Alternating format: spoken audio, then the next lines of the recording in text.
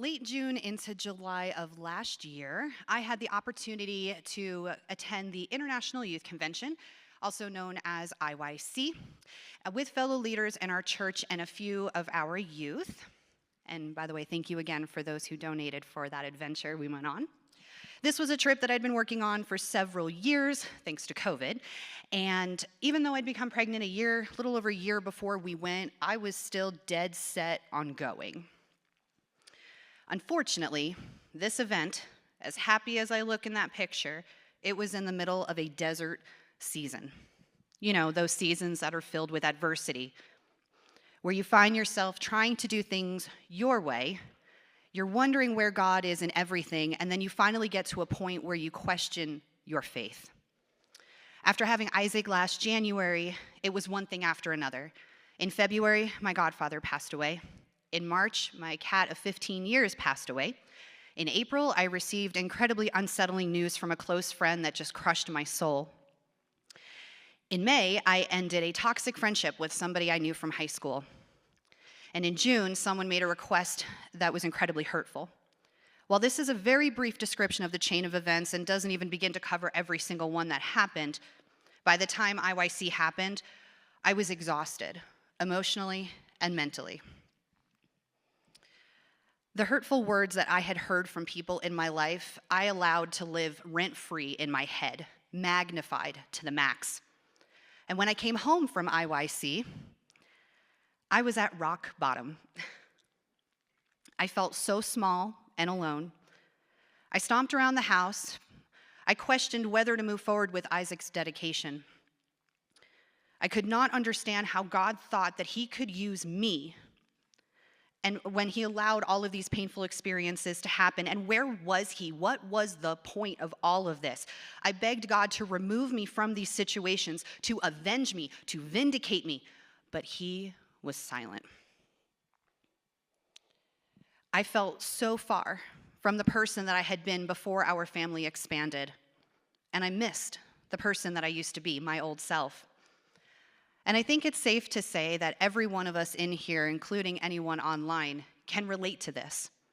By this, I mean that our lives have been disrupted in some way over the last 3 years, and we're wondering if life will ever be the same again, while longing for the way of life that we had before. And when I say this, I also mean the situation of being in the desert, wandering around aimlessly, feeling parched, and wondering where God is in all of this, the issues that we're facing right now. Now, before we dive into scripture, I just want to be clear. I do know that Precepts is going over Isaiah. However, what I'm going to cover is we're not even near, because if you know Isaiah, that's a big book. So we're not going anywhere near what Precepts have done. God has just, as I've always said, a wicked sense of humor with the way that my life goes. Now, the book of Isaiah is one of a few different prophetic books in the Old Testament that's filled with divine revelation from God that covers the future of Israel, God's chosen people, and the rest of the world. So if you decide to study it, it's a heavy book. Don't take it too lightly. We're going to explore 2 verses, and interestingly enough, these 2 verses were part of an entire group of verses that IYC used as their theme last year. You see, while I was at the lowest and weakest moment of my life, God was working. It just took me until recently to put the pieces together and actually see what he was doing. And so just a little more background about the book of Isaiah. It's grouped in, you can kind of group it into 3 different sections. Chapters 1 to 39 focus on the sin of Israel, what they've done wrong. And at that point, Israel has split into 2 different nations. You've got the northern kingdom and the southern kingdom, so it's a hot mess. Chapters 40 to 55 focus on the hope and restoration for Israel that God has planned for them, as well as the time after exile. And chapters 56 to the end discuss the new heavens and the earth and what they will be like. And today we're going to focus on the hope and restoration section. So Isaiah 43, 18 to 19 says this: "Do not call to mind the former things or ponder things of the past. Behold, I will do something new. Now it will spring forth. Will you be aware of it? I will even make a roadway in the wilderness, rivers in the desert." In this chapter, God is addressing the Israelites through the prophet Isaiah before they head into exile for their sins and become captives in Babylon. As this chapter begins, God reminds his people that he is the Holy One. He is the creator of Israel. He is their Redeemer. He will vindicate them. He will break the power of those who oppress them and held them captive. And he reminds them of what he did for them back in Egypt and how he brought them out of slavery. But then God tells us, as we read in verse 18, that he doesn't want them to remember things. So why the switch? It seems a bit counterintuitive. God is wanting the Israelites to realign their hearts because he knows that once they enter into captivity, they're going to look back at the way that life used to be, and they're going to yearn for it. It would be the equivalent to this quote from The Office. If you know The Office, it's the best show ever. This is Andy, and he says, "I wish there was a way to know you're in the good old days before you've actually left them." The Israelites would dream of how life had been for them before they entered into captivity. How David fought and won so many battles for them to capture the promised land that God had promised their forefathers. How Solomon stood up as a great king with such wisdom, and how beautiful the temple was that Solomon built for God. How extravagant the feasts were that they had, and how mighty their people had been as a collective worshiping God. However, the former things of the past for the Israelites were also filled with failures. How they began to worship idols instead of just God. How they had become rebellious to God's laws. How they refused to listen to the prophets that God put in their midst. And how all of this led to where they would eventually be as punishment for their sins. How many of us struggle with this? Constantly reliving moments in our history, our successes, our failures, and so focused on the way that life was that we feel as though God is silent. We keep ourselves locked in a cell as prisoners to our past. And at the same time, we're still moving forward because time keeps going. And yet, we're all just trying to get by. And when we were at IYC, I was just trying to get by. Now, IYC does an outreach day every single year. It's where the youth get to go out into the community as a thank you to the city that's hosting them. And after we had our community service day, we went back to our hotel, and I attended a meeting that was for all women leaders in IYC. And at that point, my mind was in turmoil. I was not in a very good state, but again, just trying to get by. And as I sat down at one of the tables to speak with these women, one person on the other side of me said, "Darling, you look like you've had a rough day." Flattering, I know. I just kind of sat there and in my head went, well, yeah, it's been a rough few months, but, and I just proceeded to say I'm 5 months postpartum. There's just a lot going on. It's all good. I miss my family. It's no big deal. I'm just pushing everything to the side because for me, this trip was not about me. It was about the kids. I needed to make sure they were taken care of. After the meeting, this particular woman pulled me aside and asked if she could pray for me, which I gladly accepted, and I felt immensely better afterward. And now one thing that IYC does that I think is absolutely genius is there's a way that they guarantee that you're never going to always be in the back. Such just preview of what it looked like from the way back, and you've got the stage all the way there.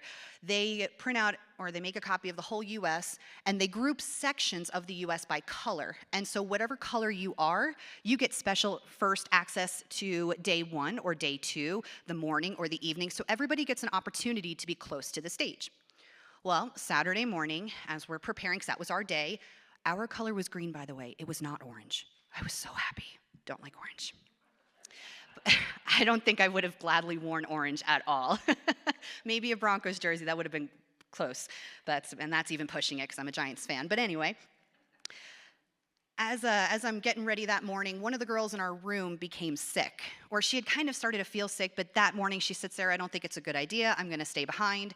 And then she asked if I could record the speaker. And I didn't think anything of it. I was like, yeah, sure, I'll record him, no big deal. And we go off to this conference, or the session. And as we're there, I will never forget this man's name. His name was Chip Taylor.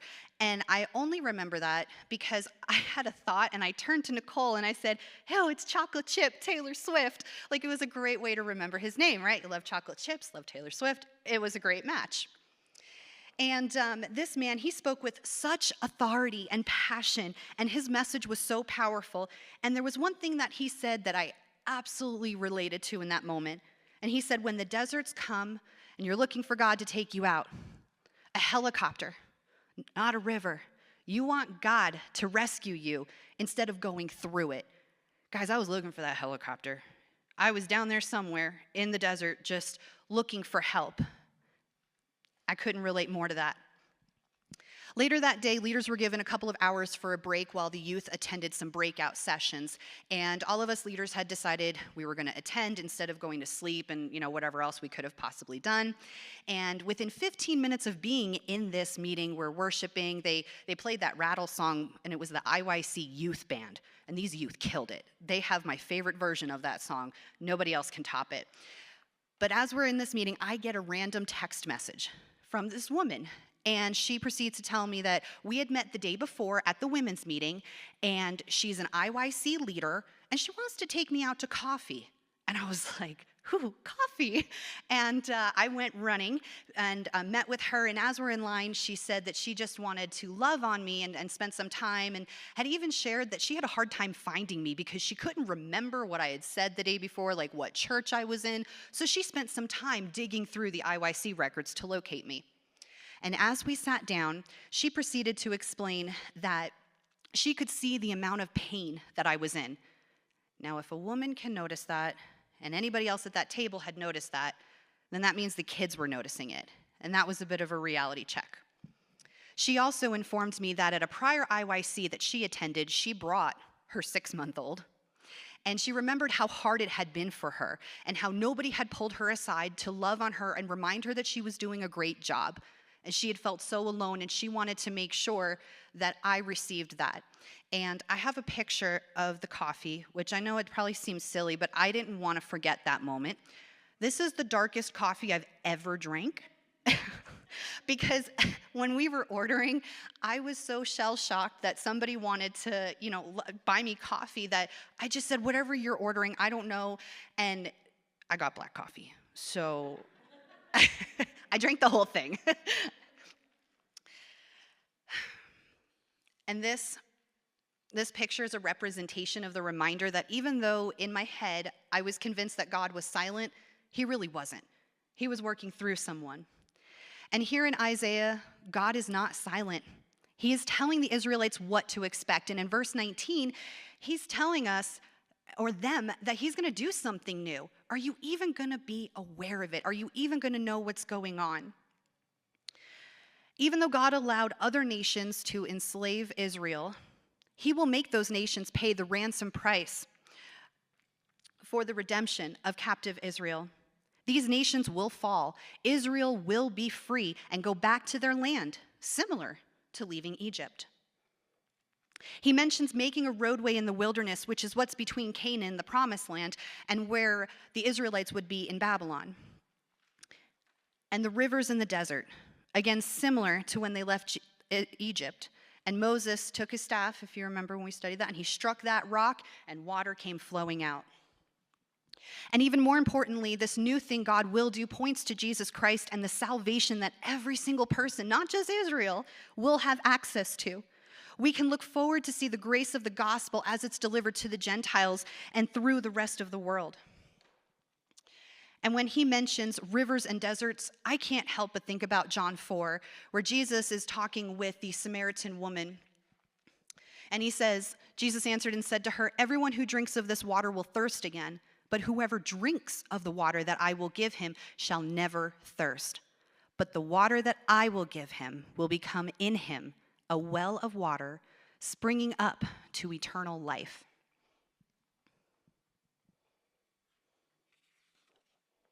After we returned from IYC, I went into hiding.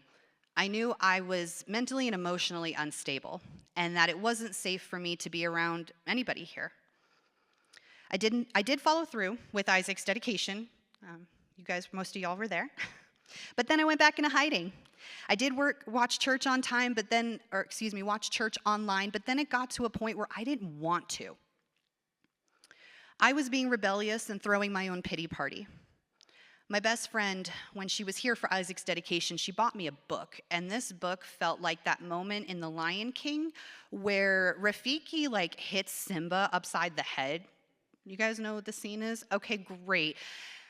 It's a reality check where you finally realize it doesn't matter what just happened is in the past, and the past can still hurt, but you can either run from it or learn from it. And well, as we know from The Lion King, Simba, he runs back, he conquers all, and it's amazing. I did not do the same.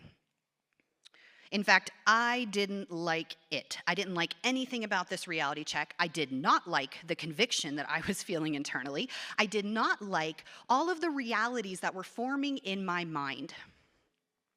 I was in denial. But after a couple of weeks, I sat down with Pastor Bob and discussed everything. He, along with a few others here who were aware of the situation, came around me to love and take care of me, even when I didn't want it. Even when I would stomp around people's living rooms, telling them how God needed to avenge me, it was not fair what happened, I had been working so hard, this was not fair. And while all this was going on, God was still working. I was leading precepts, and we were studying Exodus. I almost said Egypt, but that's not a book in the Bible. We were studying Exodus alongside Pastor Bob's sermon series, and it got to a point where we're watching the video that Kay Arthur has, and she's talking about the hardness of Pharaoh's heart, and that was me. I had a heart of stone, and that was when I realized it was time to make some more changes. And as we all know, when you make changes, it's not fun. It's a process. I then proceeded to go through finishing my biblical studies degree, which truthfully is what really kept me in the Word, because crazy me thought I can finish 3 classes in 11 weeks because that's possible, even though you have I really did, but I did. I got through everything.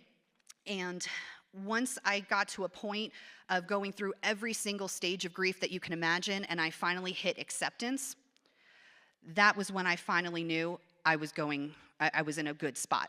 And so I took all of my experiences and I threw them into my capstone project. I focused on Ephesians 4, verses 17 to 32, and then I was done. Everything was done at the end of December. And it's the irony of everything having completed within 1 calendar year, which I'm very thankful for, because when January 1st starts creeping up, what do we all do? We start looking for new resolutions. What are we going to change? What type of new things are we going to see? I didn't want to victimize myself anymore. I wanted to be a victor. God had been telling the Israelites how he wanted them to stop looking behind. Don't expect past victories to sustain you, and don't allow past failures to paralyze you.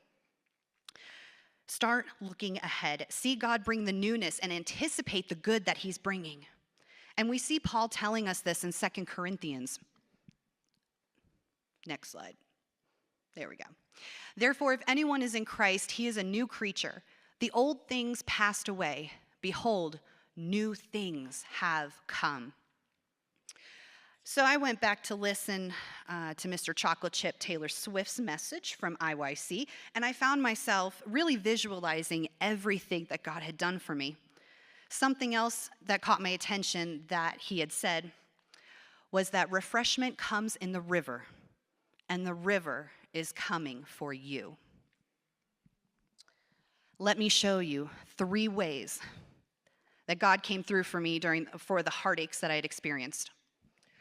So the friendship that I had ended happened very abruptly. There was a misunderstanding, and this person said some really cruel things to me. My reaction was emotionally driven. I don't recommend it. I unfriended her. I removed myself from the group chat and just went silent. I didn't want to say anything more. Again, it was emotionally driven. Don't do that. But I can tell you today, I stand by that decision. I cannot begin to express the amount of peace and relief that I feel when I open my phone and I do not see a group chat where somebody is complaining about their life. That was the peace that God gave me that I did not even know that I needed. And then Bella. This is a hard pill to swallow.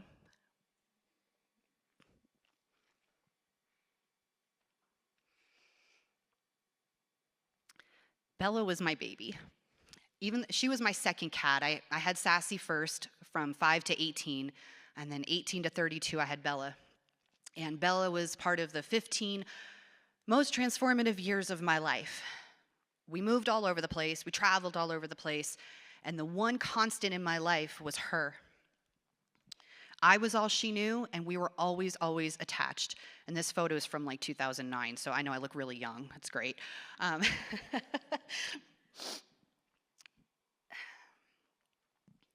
When we came home from the hospital with Isaac, Bella wanted nothing to do with him. And I distinctly remember one time saying to her, Bella, the baby doesn't sleep in our bed because, he's in the bassinet next to me. You're sleeping in my bed, not him. Like, it's okay. There's no reason to be jealous. But I couldn't give her the undivided attention that she had expected, what she had had for her entire life. After Bella was gone, it felt like I had gained a baby to lose a baby.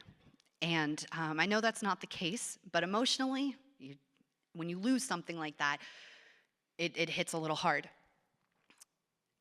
We adopted a new cat, Eli. We call him our resident crackhead because he has more energy than I know what to do with, and I have a lot of energy, and it's outrageous. But through him, I have been able to see what God has been doing, and so we're going to show you just a short video, and it should appear correctly on the TV here. It kind of blew up on the big ones.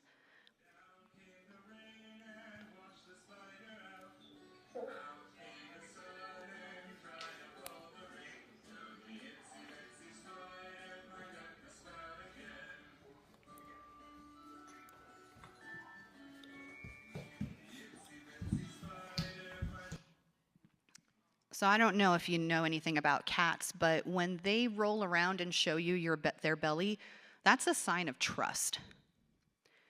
Bella would not have done that. Bella would have had absolutely nothing to do with Isaac, and that could have created more problems because an angry cat creates accidents, and those accidents are really hard to clean up. They're also really smelly in case you didn't pick that one up. And so the thing with Eli is that he doesn't get mad, and he won't ever get mad if I give my undivided attention to Isaac, because he came in after the fact. He is our family cat. He's not my cat the way Bella was. It's a totally different dynamic. Recognizing this gave me such refreshment in moving forward, even though my heart will always miss Bella. And then myself. In the 6 months after IYC, a lot of changes were made. I know we have some fans of Survivor in here, and I may have already shared this on Facebook, but I just want to remind you about it. The whole point of Survivor is to get to the end, you want to win the $1 million. And in order to do so, you have to play the game and get voted as the winner in the end. So it's a social game, a strategic game. It's a lying game. But anyway, it's very exciting to watch. One thing that we do know about Survivor, it's a constant that never changes, is that when you get to tribal council and you're about to vote on who you want to go home, if you become too prideful, if you become too arrogant or too comfortable, you are going to be voted off. I think there's maybe been 1 or 2 times where I've seen somebody not be confident and not get voted off, but for the most part, you're going to go home.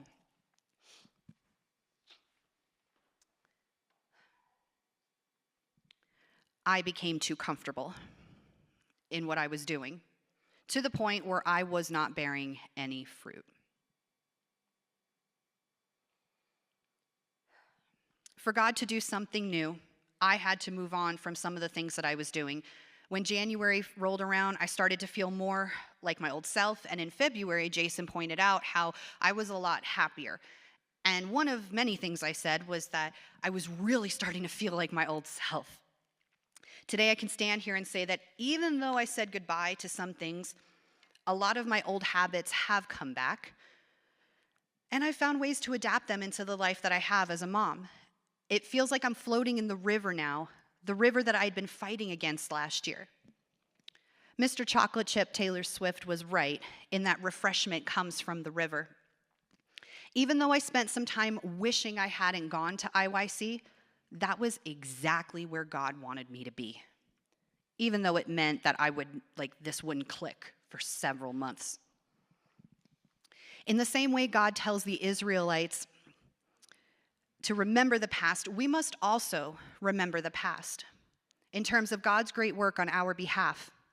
We must forsake and forget the past with all of its discouragement and defeat and move on to what God has for us in the future.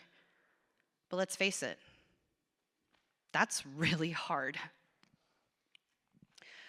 Some of you have experienced medical issues that seem to be never ending. Some of you have experienced the loss of a friend or a family member. Some of you are feeling helpless as you watch the news every day and wonder what is going on and where is God. And some of your lives have been rattled and you're wishing for the simplicity of life to be the way that it was. I'm sure there's more, but regardless, I want you all to know that you're not alone in the desert. Right now, you may be in the middle of a horrific storm or sandstorm, but God is above all of it. And by being above all of it, he can see all of it. He sees the big picture. He will make a way for you in the wilderness. He will leave rivers of water during those hard times, just like that woman who bought me coffee at IYC. I don't have answers for the other heartaches I experienced, but I do know that if I hadn't had some of the biblical foundations in my life, I would not have made it. There's a song that Lauren Daigle just came out with. It's called Thank God I Do. Highly recommend it. Thank God you know God, because without him, you'd probably fall away.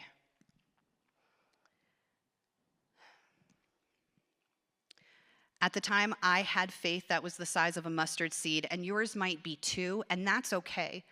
What you have to realize is something so small is better than nothing at all, and that small thing can be magnified. It can be the biggest splash in a pool or a river, and it can be one heck of a comeback.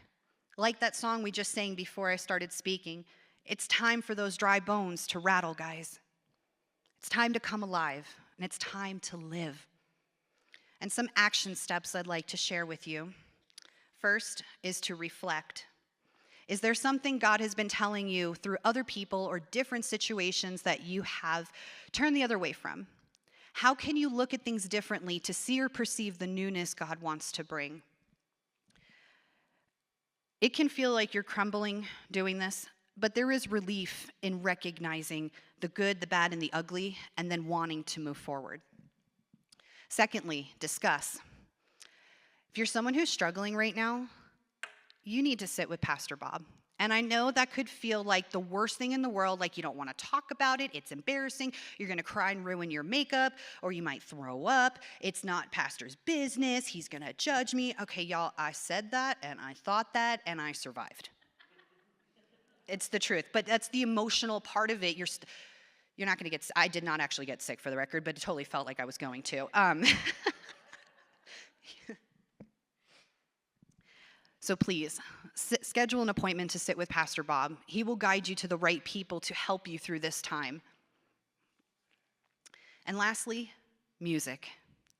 Music is a universal language that speaks to everyone, and if you're listening to secular music, I want you to stop. And I'm not kidding, like this is absolutely serious.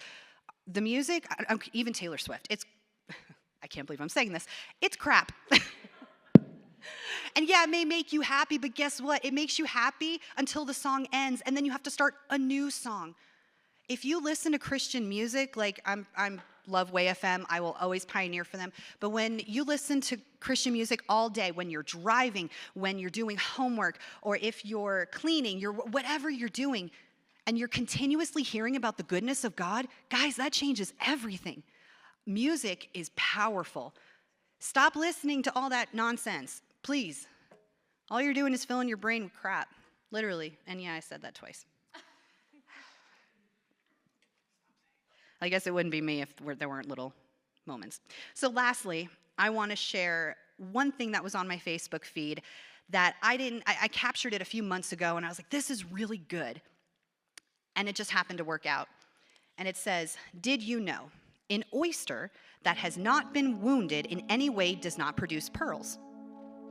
A pearl is a healed wound. Pearls are a product of pain, the result of a foreign or unwanted substance entering the oyster, such as a parasite or a grain of sand. The inside of the inside of an oyster shell is a shiny substance called nacre.